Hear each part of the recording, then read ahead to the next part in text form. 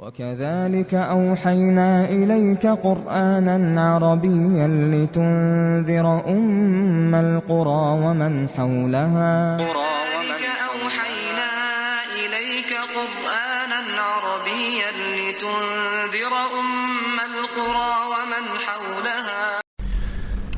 بسم الله الرحمن الرحيم. الحمد لله رب العالمين ولا عدوان إلا على الظالمين كالمبتدعة والمشركين، والصلاة والسلام على نبينا محمد أشرف الأنبياء والمرسلين وخير خلق الله أجمعين. أما بعد، فنتابع درسنا من دروس اللغة العربية لغير الناطقين بها من الجزء الأول. اینک بعونی الله تعالی ما درسای خود را دوام میدهیم از کتاب دروس اللغة العربية لغير الناطقين بها، یعنی درسهای زبان عربی برای کسانی که با عربی حرف نمیزنن. من الجزء الاول یا که من القسم الاول، از قسم یکم. درس امروزی ما بعون الله تعالی الدرس الثامن، درس هشتم، طوری که در درس‌های گذشته ذکر کردیم که هر یک درس برای خود دو چیزی مهم دارد. هر یک درس به خود دو چیزی مهم دارد.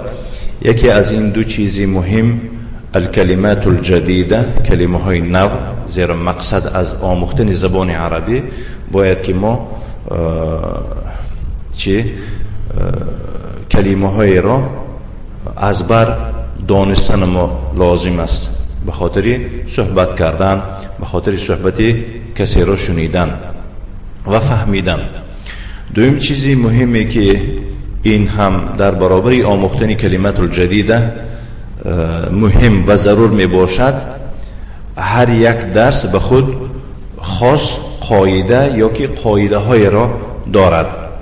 قاعده هر یک درس را باید دانیم که در اساس همون قاعده درس را مؤلف تشکیل کرده است یا که گویم ساخته است.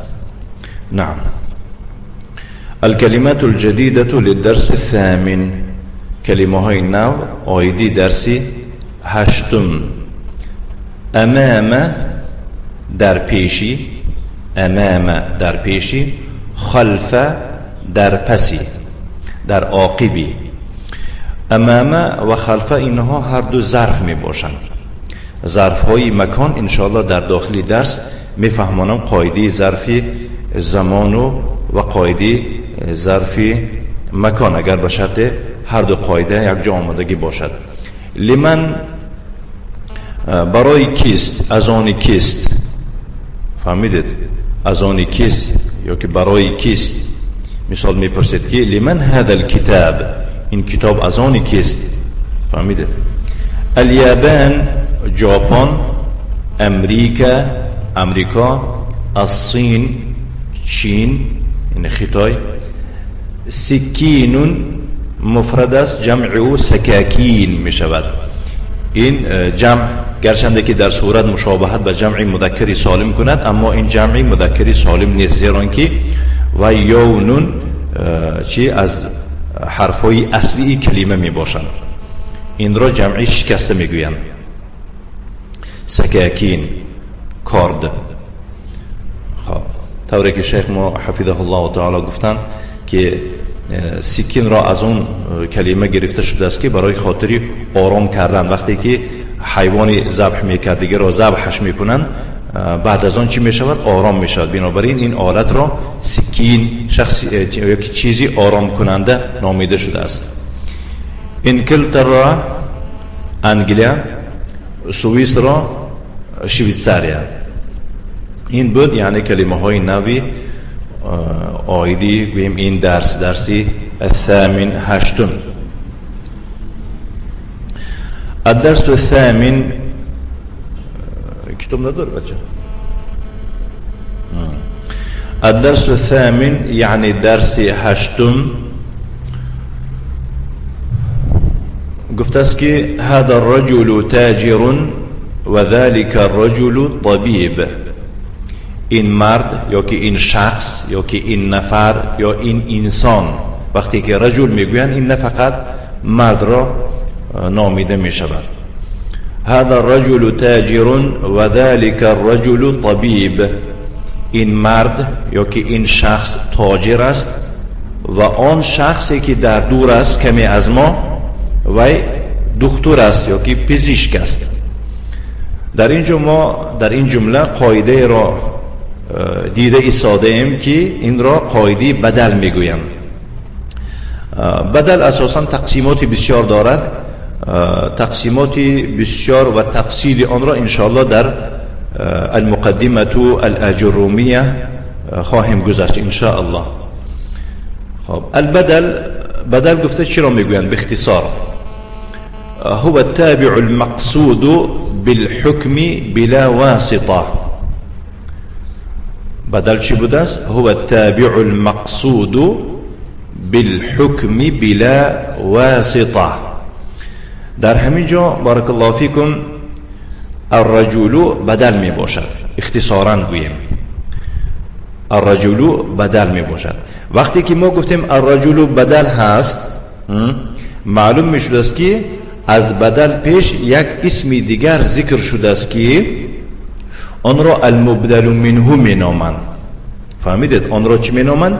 المبدل منه می نامند. در اینجا المبدل منه هذا می باشد یا که ذا می باشد گویم خوبتر می شد. الرجل باشد بدل می باشد. هر جا که مضاف گفتن بعد از وی ما باید چی را یافتن ما در کار است؟ مضاف الیه را یافتن ما در کار است. هر جا که جار گفتن مجرور شدنش در کار است. هر جا که فعل آمد فاعل شدنش در کار است، گرچه که مفعول به دایم در کار نیست. زیرا فاعل این عمده جمله می باشد، یعنی که ستون جمله می باشد که به ستون خیمه می افتد. فهمیده؟ بارک الله فیکم. به ستون خیمه می افتد. فهمیده؟ فاعل این چی گفتیم؟ ستون جمله می باشد. مفعول به فضله می گویند در زبان عربی. فضله یعنی یک چیزی زیادتی به او هم می شود. مثلا وقتی که من می گویم که اکلتو، وقتی که من می گویم اکلتو شرط نیست چی خوردنم رو ذکر کنم، مهم من خوردم. مراد از خوردن چی است؟ شکم سیری است. هم خیلی است. بارک الله فیکم. اکلتو از همه مهم در این جمله شما فهمید که کی خورده است. کی خورده است؟ اکلتو تو فهمونده ایستاده است که من خوردم. اما چرا خوردم این یعنی که مهم نیست برای جمله مفید. بارک الله فیکم. مهم در اینجا چی میگوید؟ هذا الرجل تاجر. الرجل در اینجا بدل می باشد. هر جا که بدل گفتیم معلوم میشه است که پیش از بدل چی آمدگی است؟ یک اسم آمده است که یک کلمه آمده است که وی را المبدل منه می نامند. در اینجا ذا المبدل منه می باشد. فهمیدید؟ اکنون معلومات اختصاص درباره بدل گفته چی را میگویند؟ هو التابع. همین الرجل تابع شده ایستاده است. معنای تابع به زبان تاجیکی ما پیرو را میگویند، یعنی پیرو از کسی. وقتی که کس پیرو از کسی که شد چیکار همون کس کند این هم همون کار را میکند. معلوم میشد است که الرجل پیرو بوده است و این المبدل منه کلمه می باشد که در کدام حالتی که این هست، یعنی پدیج در کدام پدیج هست، در کدام حالتی هست، الرجل هم همین خیل شده ایستاده است. فهمیده؟ بارک الله فیکم. حالا یک چند چیزها رو برایتون ذکر میکنم. اهمیت دهید که ذا معرفه است یا نکیره، یعنی که شناس است یا ناشناس. اسمای اشاره همشون معرفه است. الرجل چی؟ نیز معرفه است، شناس است، اپردیلون نه. خب ذا در کدام اعراب می باشد؟ اعراب رفع، فی محل رفع می گفتیم در وقت اعراب کردن. الرجل هم چی؟ در محل رفع شده ایستاده است. ذا مفرد است یا که مثنا یا که جمع است؟ مفرد است. الرجل چیست؟ این هم مفرد است. ذا با چی گفتم میتونیم؟ مذکر است یا که مؤنث؟ مذکر است. الرجل نیز مذکر می باشد. خلاصه بدل دائم چرا؟ المبدل منه را پیرو می شده است. بارک الله فیکم. هو التابع و تابع است. المقصود بالحکم، مقصد از حکم کردن همان است. مقصد از حکم کردن همان است.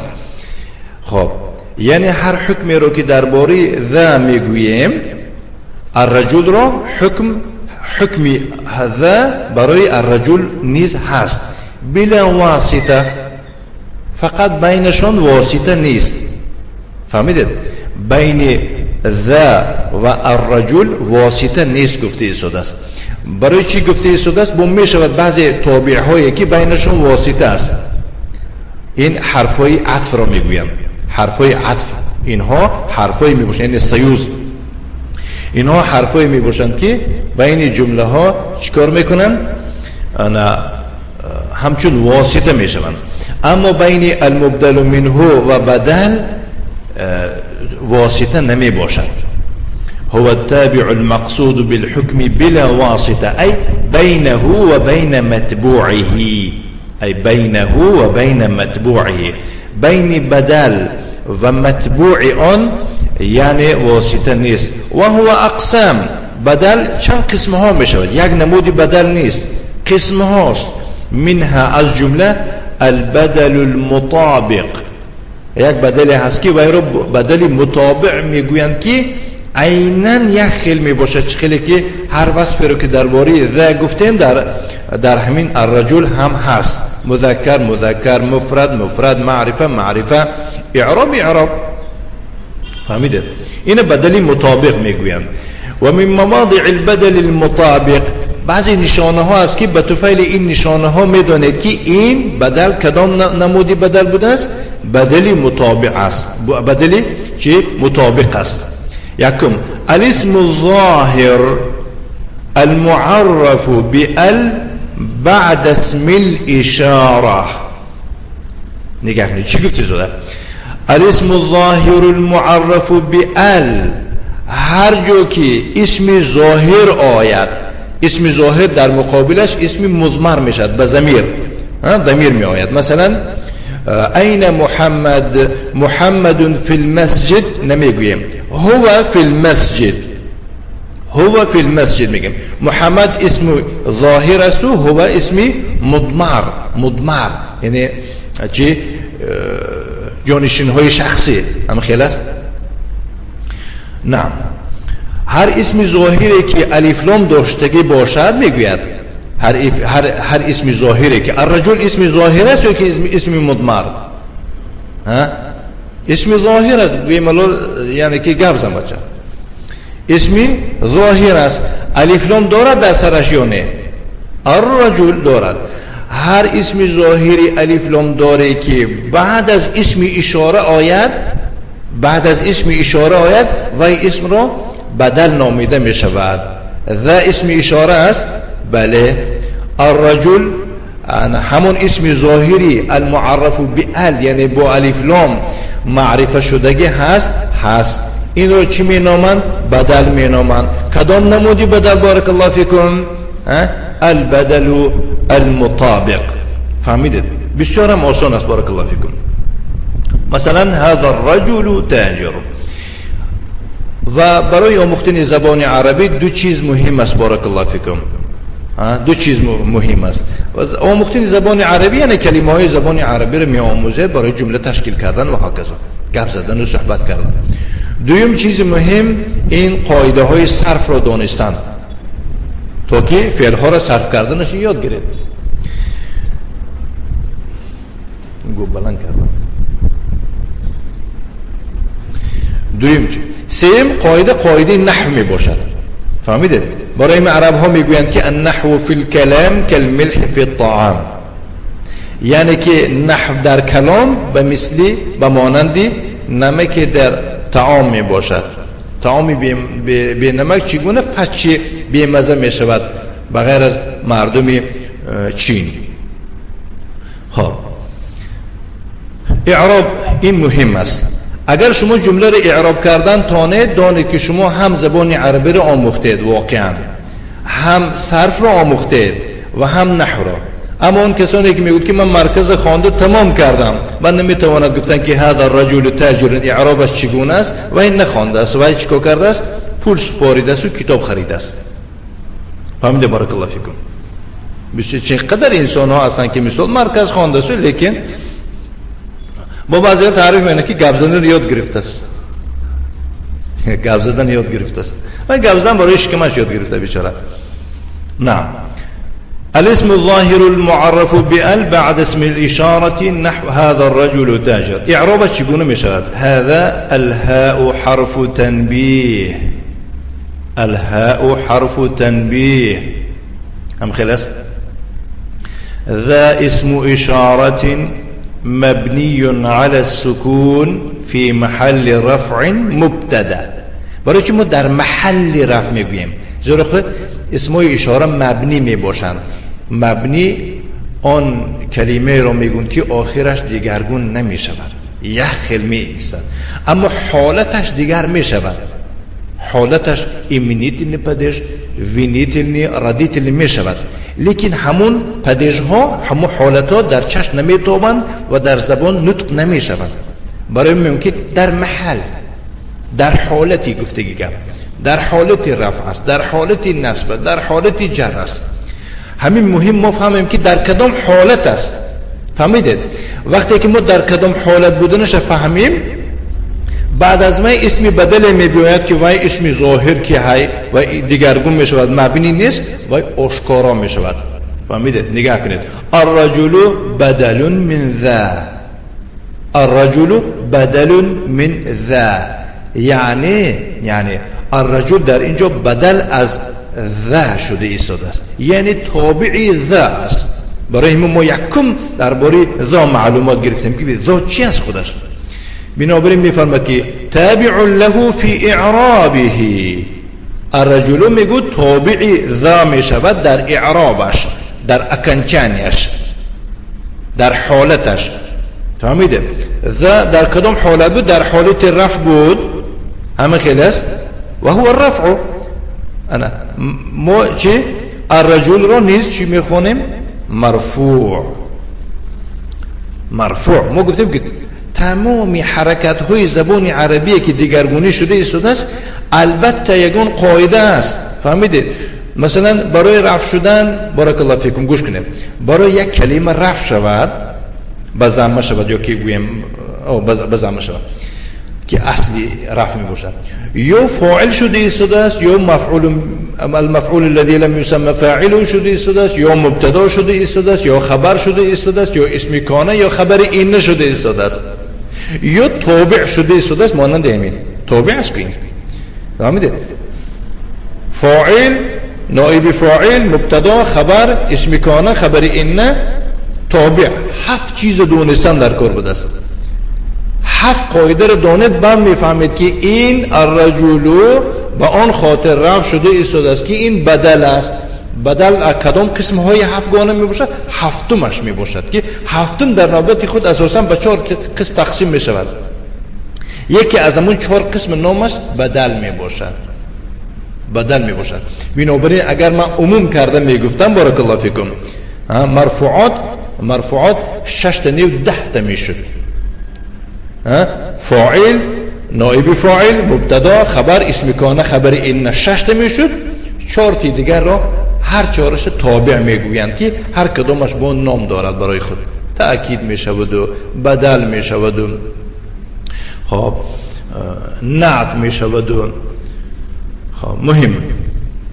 این نحن تاجرون خبر المبتدا، برای که ما مبتدا گفتیم در ابتدای جمله.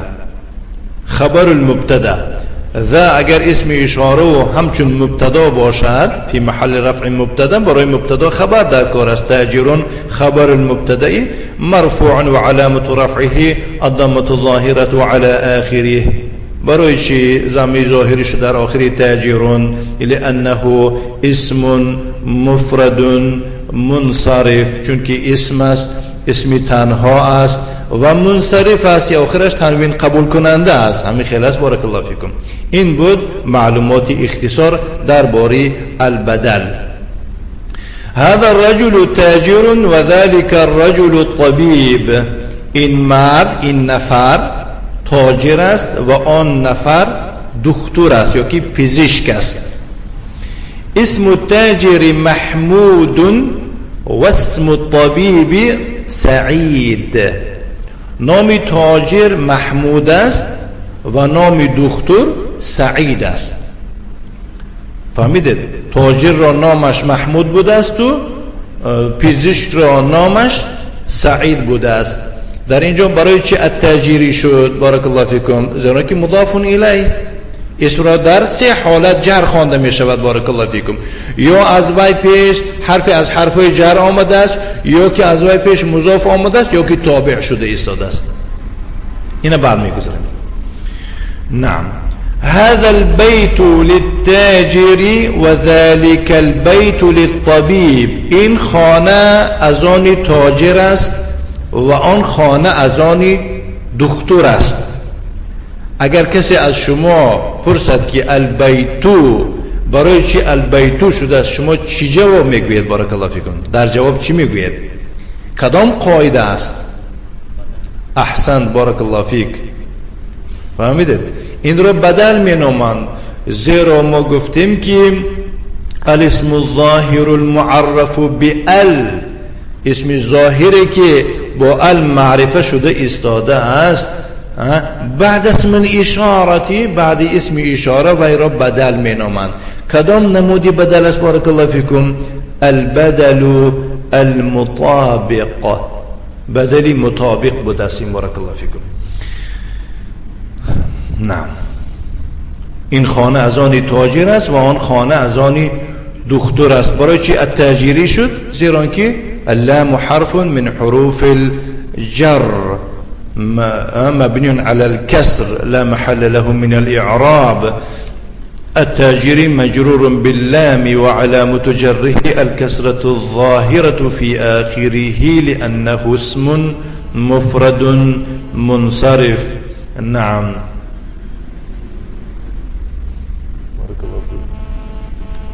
نعم.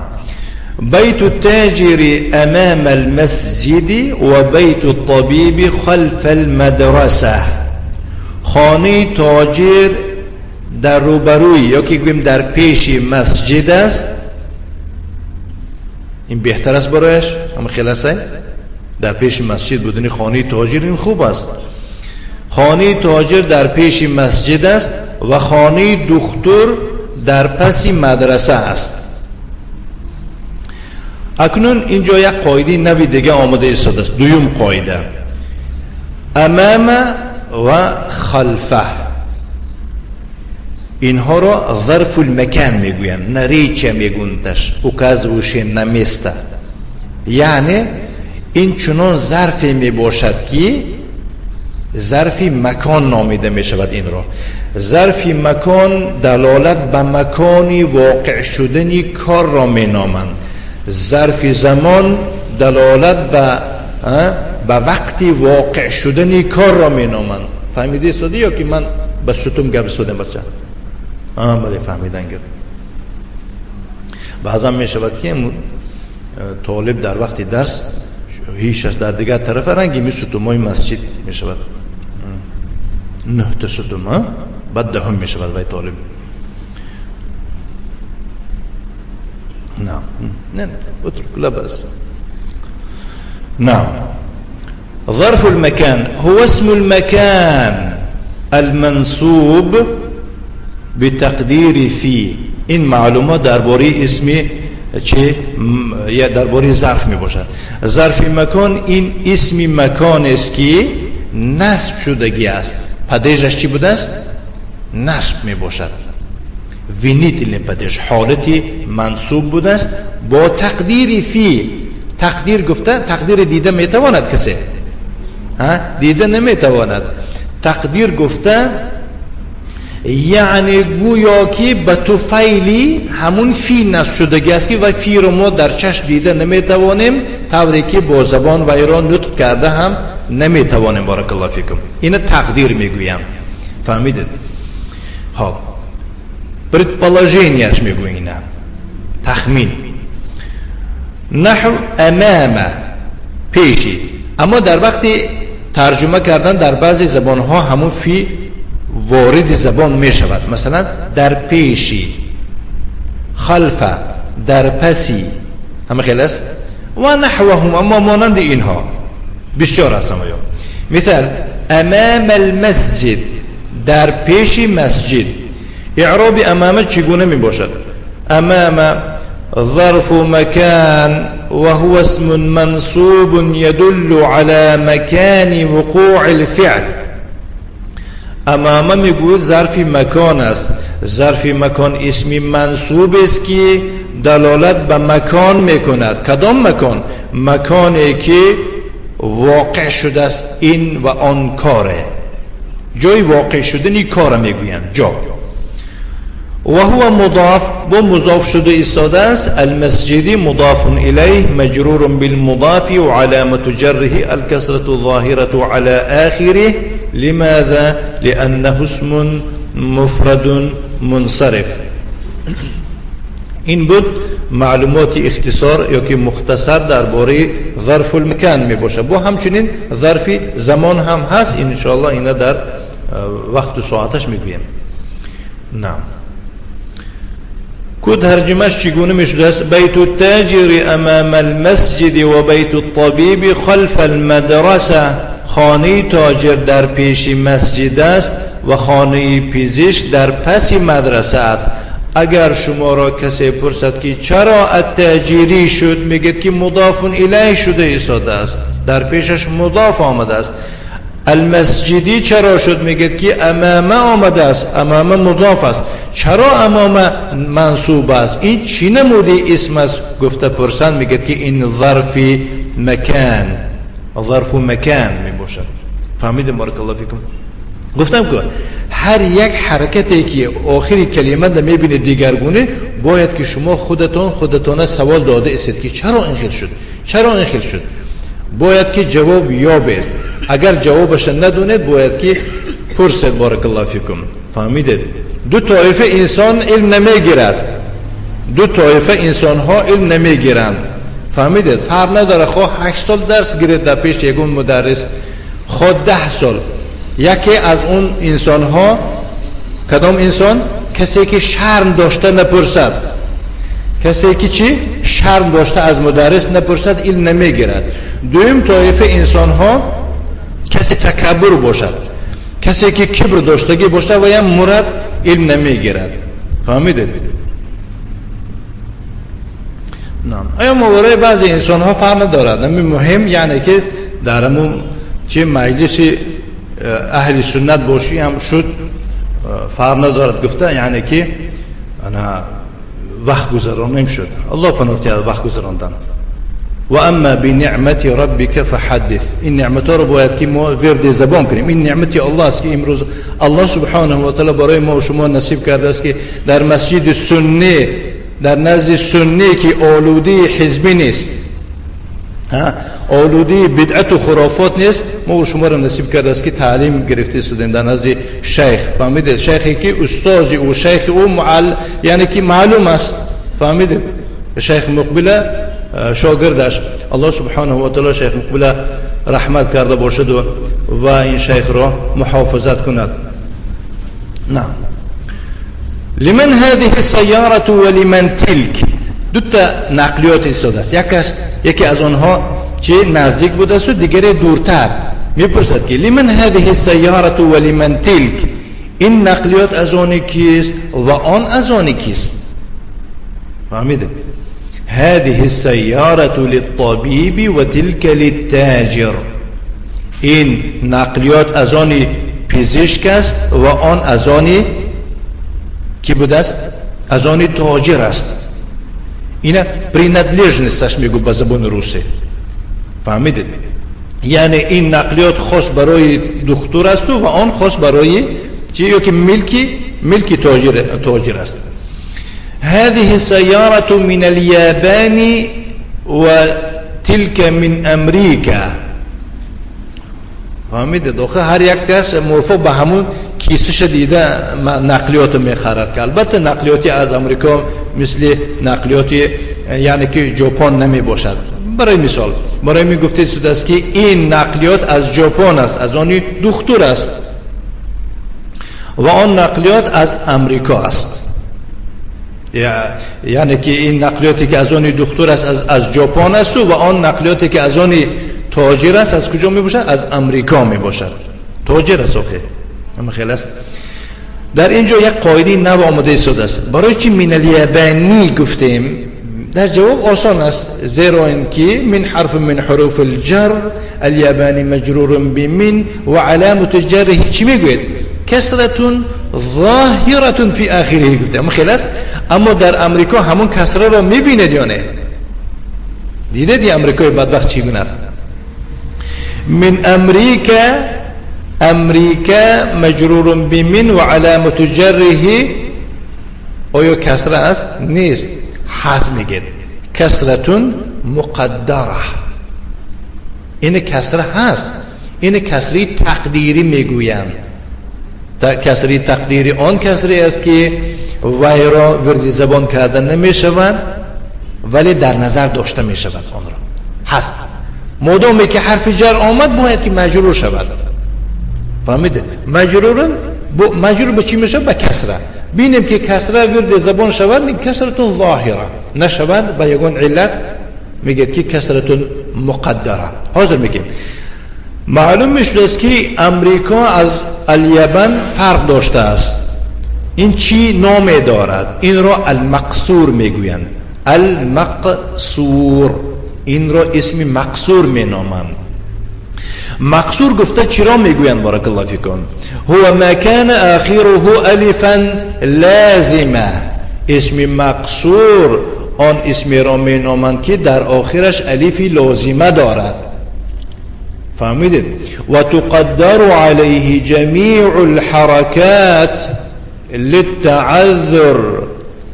تمام حرکت های اعرابیه را، تمام حرکت های اعراب را به او تقدیراً داده می شود. نه فقط میگوید این کسره را تقدیراً گرفته است، اگر لازم شود فتحه را نیز تقدیراً گرفته می شود، لازم شود دمه را تقدیراً داده می شود. چه خیلی که در اینجا کسره را نیز تقدیراً به او داده شده است. برای چی تقدیراً؟ برای چی برای او کسره داده نمی شود؟ می فرماید که للتعذر. معنای تعذر چیست؟ گفته بودن به قریب شیخ ما. تعذر یعنی که اساساً کلمه منع است. فهمیدید؟ ناممکن، ناعلاج، یگان علاج حرکت گیری نیست. حرکت گرفتن نمیتواند. برای این میفرماید که المقصور هو ما كان آخره الفا لازمة وتقدر عليه جميع الحركات. لماذا تقدر جميع الحركات؟ للتعذر. نحو أمريكا، المستشفى ونحوهما. مثال من أمريكا، إعرامش شقون مشهد من أمريكا، من حرف من حروف الجر مبني على السكون لا محل له من الإعراب. أمريكا اسم مجرور بمن وعلامة جره الكسرة المقدرة في آخره. لماذا الكسرة المقدرة في آخره؟ للتعذر، لأنه اسم مقصور. چونکه این اسم مقصور است میگوید. بارک الله فیکم. این است یعنی که درس امروزی ما از کتاب دروس اللغة العربية لغير الناطقين بها. درس چند بود؟ این الدرس الثامن. اکنون مشق ها آیده همین درس هشتم، یعنی که کتاب تیار کردگی نیستم، انشاءالله همون از کتاب نگاه کردن می شود. الکلمات الجدیدة للدرس الثامن، کلمه های نو برای درس هشتم. امام معناش چیست؟ اون را می نویسید، هم معناش می نویسید هم خطی می نویسید. ترجمه وای. تمارين مشقها. أجب عن الأسئلة الآتية من الحفظ. مثال های زیرین را یا که سوال های زیرین را از یاد جواب ده. برای خاطری که این شما اینها را از یاد جواب داده توانید، باید که درس را خوب خوانید. فهمیدید؟ آخرش حرفی با داشته باشد. خوب. من هذا الرجل و من ذلك الرجل، درباره دو نفر رفته ایستاده است. این مرد کیست و آن مرد کیست؟ یکی میدونستیم که تاجر بود، دیگری دکتر بود. همین خیلی است. اسم التاجر، نام تاجر چیست؟ اسم الطبیب، نام دکتر چیست؟ و هكذا. نعم. الثاني مشق دوم، اقرأ واكتب وترجم، بخون و بنویس و ترجمه بکن. هذا الولد خالد و ذلك الولد محمد، این بچه خالد است و آن بچه محمد است. فهمید؟ اول این مثال را می نویسید در پایان در جدول چی نوشته شده است، بعد از آن ترجمه میکنید که این بچه خالد است و آن بچه محمد است. فهمیده؟ برای شما 12 تا مثال ذکر میکنه صاحب کتاب. فهمیده؟ یگان جای نفهمو شود انشاءالله میپرسید. نعم. الثالث مشق سيوم، اقرأ المثال الآتية ثم حول الجمل الآتية مثله. اقرأ المثال الآتي یعنی مثال زیرین را بخوان، بعد از اون جمله های می آمدگی را همانند او برگردان. مثال هذا کتاب، این کتاب است. نگاه کنید بین همین دو کلمه باید که کمی چی شود؟ تنفس شود. کمی اندکه. هذا کتاب، برای چی ما گفته استودیم؟ برای خاطر بین مبتدا خبر جدا شود گفته. هذا مبتدا است و کتاب خبر. اکنون نگاه کنید در عباره روبرو ما اکنون فاصله کرده نمیتوانیم یا که گویم تنفس نمی کنیم. هذا الكتاب نمیشد. هذا الكتاب، چون که هر دو اینها یک حکم مبتدا را دارند. یکی مبتدا است و دیگری بدل شده ایستاده است. همین خیلی است. بارک الله فیکم. هذا الكتاب خبرش لمحمد، این کتاب از آن محمد است. اگر کسی شما را پرسد که در عباره یکم کتابون چرا کتابون شد، از 7 قاعده کدام نامش است؟ میگید که خبر شده ایستاده است. در عباره دوم الکتابو چرا مرفوع شده است؟ چی میگوید؟ نمیدونم میگید. نه الکتاب بدل. احسنت، بدل. پرسیدم که از کجا شما دانستید که این بدل است؟ بعدی اسم اشاره، هر اسمی که معرف به ال شود آن را بدل می نامند. و می گوید اگر کمی خواندگی باشد و به سرتون زوری کند که آخه 4 نمودی بدل می باشد، این کدامش می باشد؟ چی میگید؟ بدلی مطابق می باشد. بارک الله فیکم. بس پرسد که بس چرا محمدین شد؟ چی میگوید؟ اسم مجرور باللام. احسنت. اکنون دیگه عباره ها رو باید که خود ما راست کرده توانیم. هذا طبیب، هذا الطبیب من الهند. فهمیدید؟ در دویم عباره طبیب را الف لام میدهند، زیرا بعد از هذا آمده ایستاده است. هذا الطبیب من الهند، هذه سیاره، هذه السیاره للمدیر. فهمیدید نه؟ الرابع مثالی که مشقی چهارم، اقرأ المثال الآتي ثم كون أسئلة وأجوبة مثله. مثال زیرین را بخوان، بعد از آن مانند او سوال و جواب ها تشکیل بکن، بساز.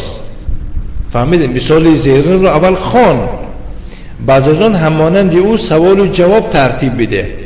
صورت را دیده چی میگوید؟ لمن هذا الكتاب، این کتاب از آن کیست؟ هذا الكتاب لمحمد، این کتاب از آن محمد است.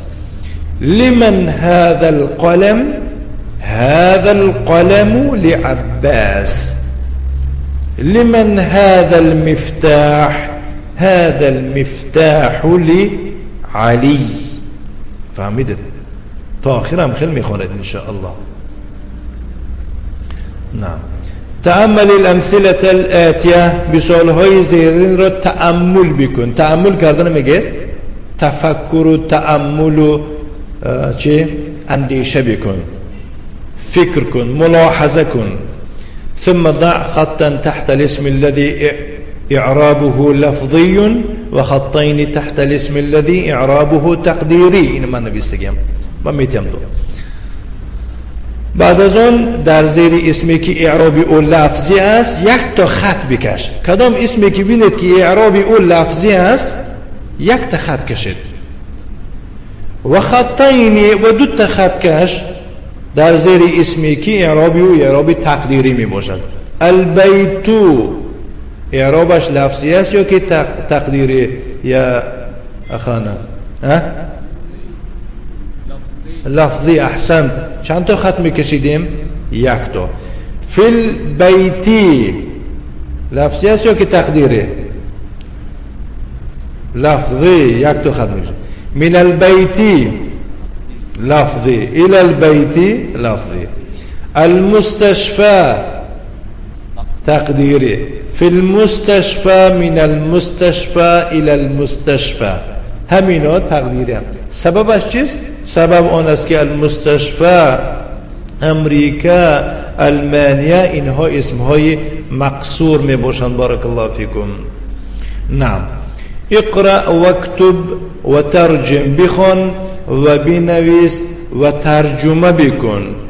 هذا الطبيب من انگلترا. فهمیدید؟ این دکتر از انگلیس است. این مثال را اول می نویسید، بعد از آن ترجمه میکنید. 6 تا مثال برایتان ذکر کرده صاحب کتاب. ششم آخران سوال گفته است که اقرأ، بخوان. هم تو برای خواندن است، برای خاطر چی؟ برای خاطر ظرف را دیدن و جدا کردن و دانستن که بعد ظرف اسم را چخیل مضاف الیه خوانده می شود. السبورة امام الطالب و هی خلف المدرس. یعنی پیش تخته صنف، یعنی دستگاه در پیش دانشجوی است و او در پس مدرس است. اما خیلی گفته در پس من، اگر یعنی که پیش تخته صنف باشد در پس من می شود، اما نسبت به شما در پیش شما می شود، در روبروی شما می شود.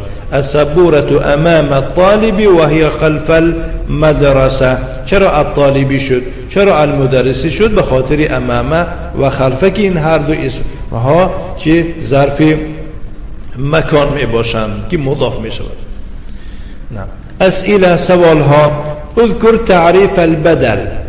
درباره بدل چی میدانی؟ تعریفش را ذکر بکن. اذکر تعریف ظرف المکان. ظرف مکان را تعریفش را ذکر بکن.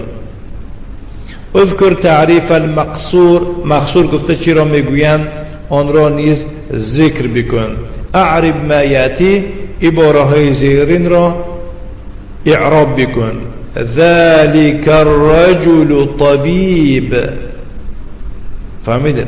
خلف المدرسه. این دو عباره را باید که ترجمه بکنید. این بود بارک الله فیکم درس امروزی ما از کتاب دروس اللغة العربية لغير الناطقين بها، قسم یکم، الدرس الثامن. نكتفي وصلى الله وسلم على نبينا محمد وعلى آله وأصحابه وسلم تسليما مزيدا، والحمد لله رب العالمين.